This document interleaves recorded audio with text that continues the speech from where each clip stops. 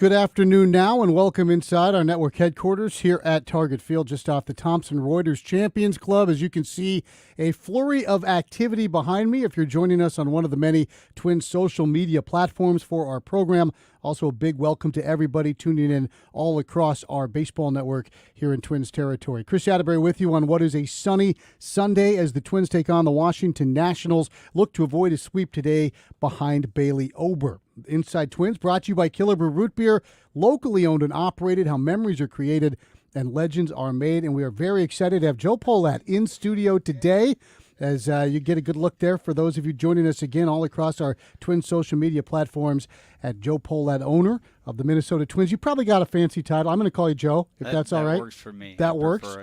And whenever you're a guest, kind of like Derek Falvey, you also bring help. So we've got Isaac as an executive producer on the board here today as we go through some big business here about the Minnesota Twins. Let's start with this last week. Fun day because Pablo Lopez is going to be a Twin in the long term. You've been in the chair here for about 6 months. Two of the biggest deals in Twins franchise history already with Carlos Correa, Pablo Lopez. Derek Falvey said, hey, we love this guy. We took it to Joe feeling it was something we should do. Walk us through what that process is like. You're not just sitting there with a big stamp, saying yes or no. How many people are involved? How does a process like that unfold from your position?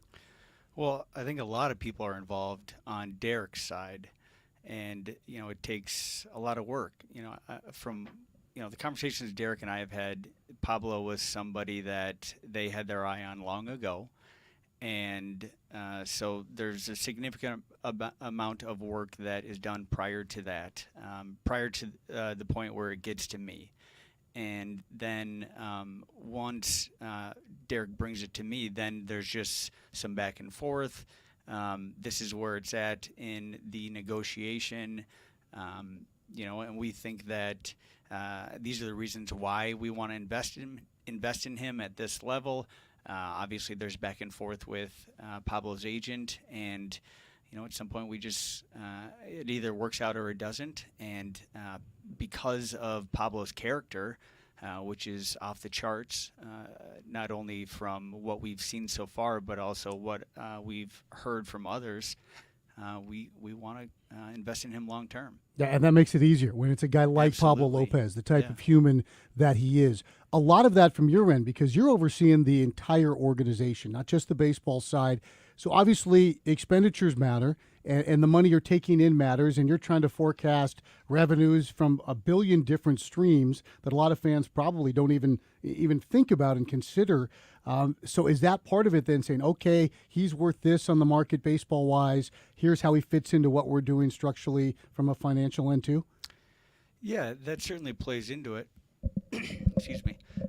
But at the same time, you try to compartmentalize the baseball side of the business and then the business side of the business, because there are a number of different pieces that make up, the revenue streams and then the expense streams of your business. And so when it comes to the baseball decisions that we make, you kind of take it on a case-by-case basis. And what we're trying to do is put together a championship caliber team, and Pablo is a huge piece of that. Carlo is a huge piece of that. Buxton is a huge piece of that, as are a number of other players on the team. And so what we're trying to do is we're trying to win. How much easier is it for you to have those conversations based on the relationship you'd already forged with Derek? I mean, I think everything is built off of trust and relationships over time. And Derek and I have worked hard at that.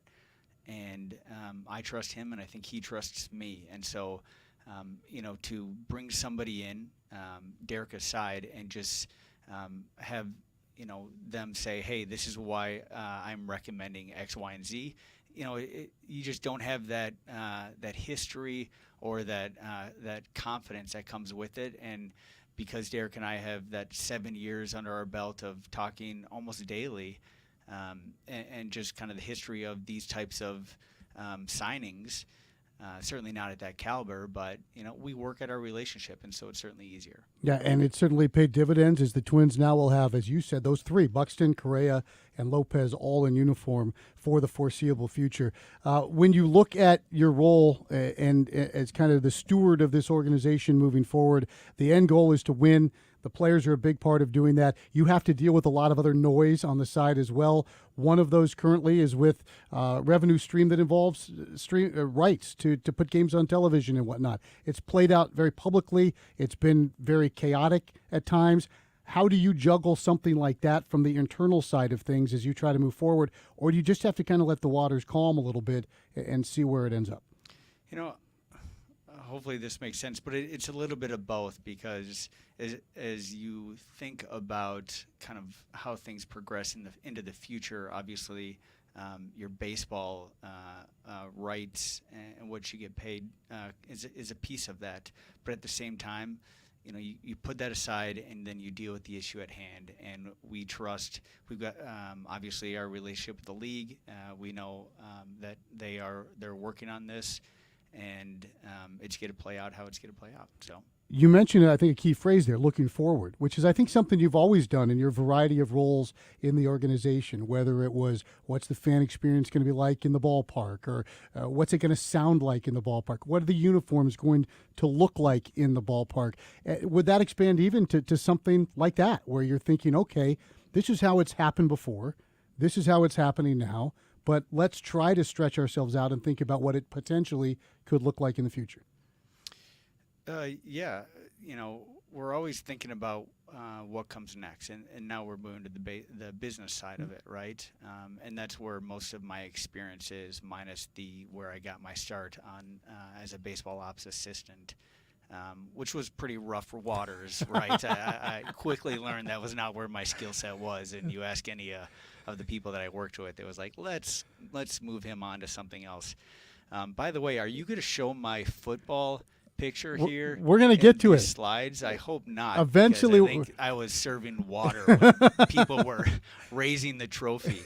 We're going to have you riding a bike. How about that? If you're streaming, look away when that comes. I don't know. I want that as a screensaver right there. But yeah, you know, as it relates to your question, I think we're always trying to look for, you know, what comes next and how we improve the fan experience. That's something where, you know, I focused a lot of my career on, right? And, you know, most recently it was the new brand that we rolled out, and that was a team of people. You know, we're excited about it, but how I look at that stuff is, you know, celebrate it when it happens, be proud of it, close the door on it, and move on to what comes next. What came this year for the league was some of these different rules, you know, pace of play and whatnot. Great reviews, I think, from what I hear from players and from other people inside. What are you hearing in terms of fan experience with the new rules? Has it been positive feedback locally and also across the league? You know, I've had a number of people come up to me and just, you know, kind of fringe baseball fans. And I think the new rules have allowed them, you know, a re-entry or just, you know, more interest into the game this year. And that's, you know, one of the objectives that baseball had, right? Quicker games. It feels more like you have to be engaged in the game always, or else you're going to miss something. In a way, it kind of reminds me of hockey playoffs, right? Where if you're not always engaged, you're going to miss something. And so baseball, the new rules, I think, are a total home run. I've only heard positive things, and you know, I think we should all be happy that with the decision making and the thought process that baseball put into these rules. Yeah, I like what you said. You have to focus all the time. It reminds me, Danny had a conversation with Mike Everett, former umpire, who said the umpires say a 2-hour game feels like a 4-hour game because you do have to be so locked in, which I think makes for a great experience if you're trying to enjoy the game. Even with how you guys are calling games are different. How's that going for you? Yeah, it's totally different. And you have to be sharper and you have to be on top of things, and eventually we'll maybe figure out how to do that. Yeah. Joe Pohlad is our guest. The show is Inside Twins. It's brought to you by Killabrew Root Beer. We're going to take our first break. We welcome everybody joining us all across our fine network of affiliates, as well as joining us on our Twins social media platforms. We will be taking questions from you via those platforms in segment 3 of our show. We'll take a break. We'll come back, learn to find out a little bit more about Joe Pohlad, and maybe even look at his old football pictures. That's next on your home for Twins baseball.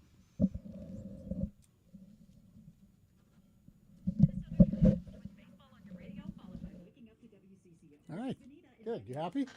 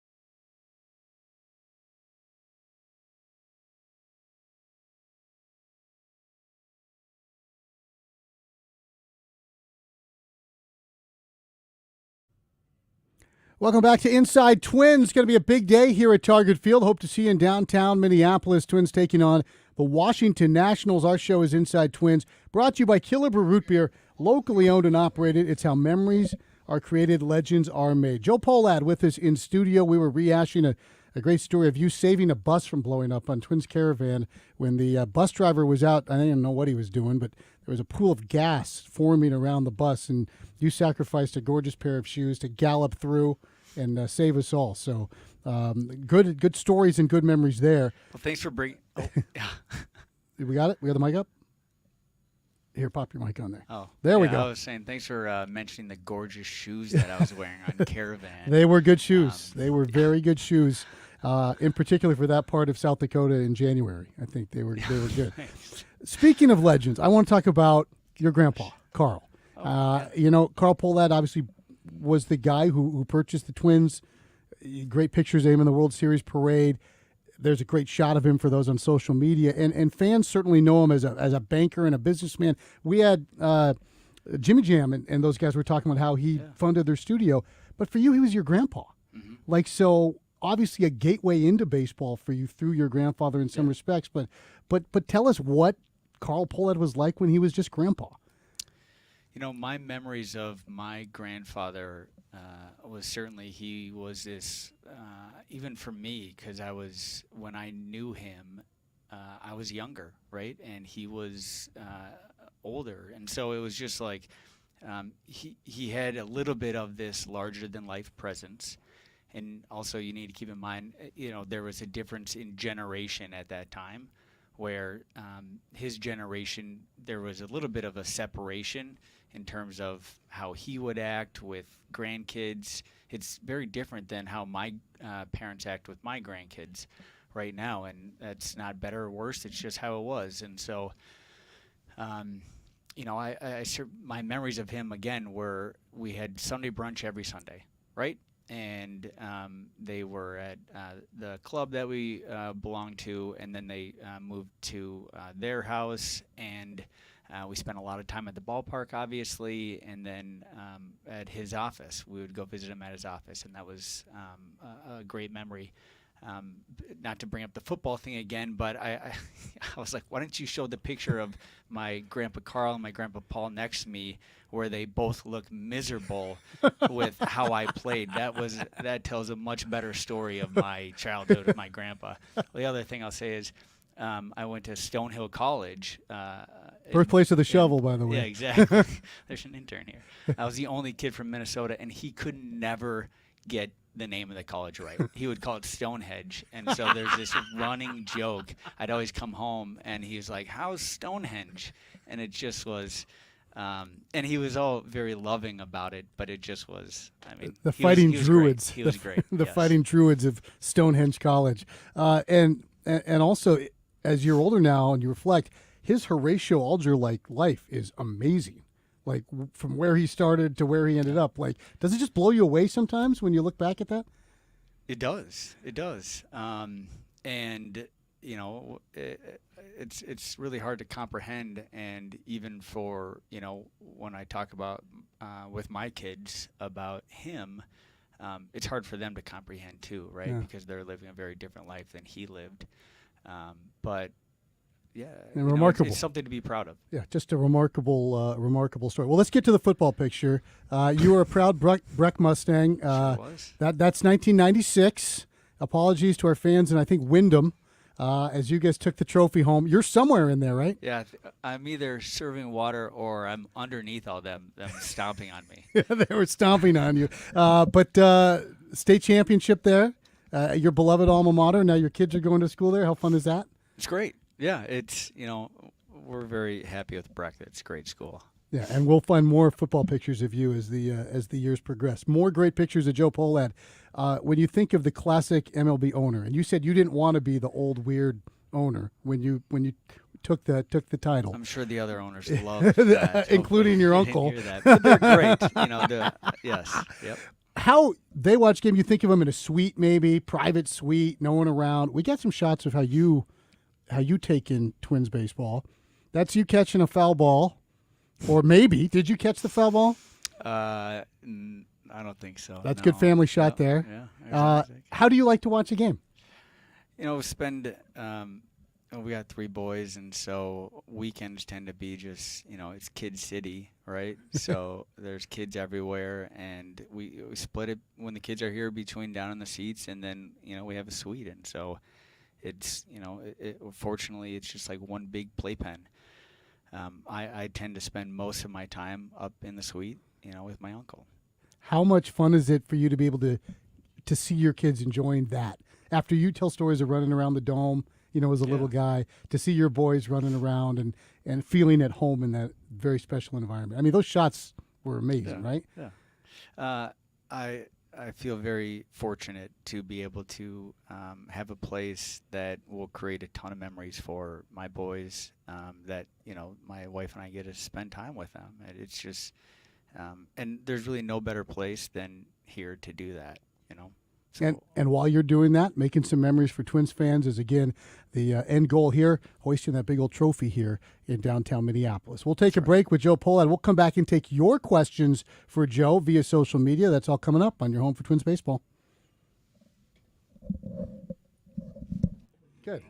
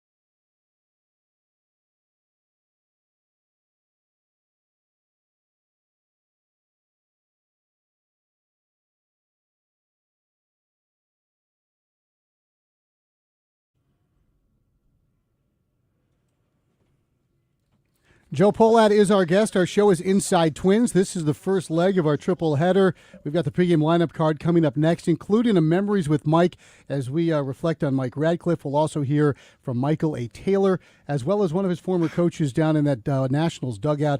Then Corey and Danny have the call of the Twins taking on the Nationals behind Bailey Ober, his first big league start of the year. Inside Twins brought to you by Killebrew Root Beer, locally owned and operated. How memories are created, legends are made. We've been making some new memories by taking questions via all of the Twins social media apps, and we're going to get to your questions for Joe Pohlad here in a moment. Joe, I'll ask the first one. Every year, something new, something different, something updated here at Target Field. That's been true from the drop, and I know that's very important to you and the ownership group. The new scoreboard is phenomenal, and there's new areas for fans to gather. Any thoughts or anything you can share about what might be next in the hopper as we look ahead? Well, first I just want to say that's a testament to my uncle and his desire to invest in the ballpark, and Dave as well. In terms of how we're thinking about the future of the ballpark and investing in it, I would say there's a ton of planning going on around kind of what needs an investment and creativity and what how we're thinking about it. And so right now, the focus is on kind of putting together a map and a timeline around some of those projects and ideas, and that's what we're working on right now. Something to look forward to as we move forward. And again, every year, nothing resting on its laurels here at Target Field. Let's get to your questions. Let's start with Bree. What's the most important quality you look at when deciding to sign a player long term? This via Facebook. Well,